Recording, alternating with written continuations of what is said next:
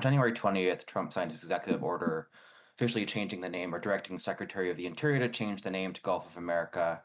3 days later, the AP put out a guidance on that, basically saying that they were going to continue referring to it primarily as the Gulf of Mexico because the name is not recognized outside of the United States.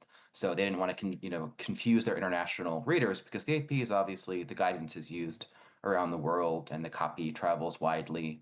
But they did say that they would reference Gulf of America as well. They didn't say they wouldn't use the term at all.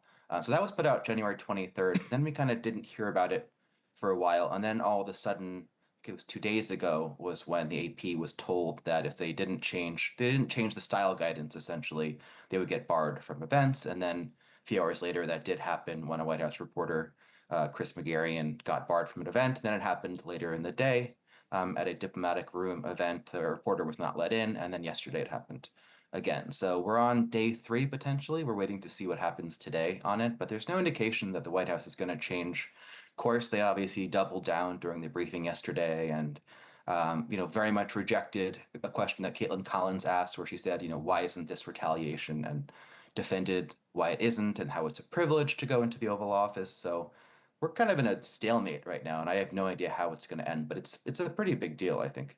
Mm.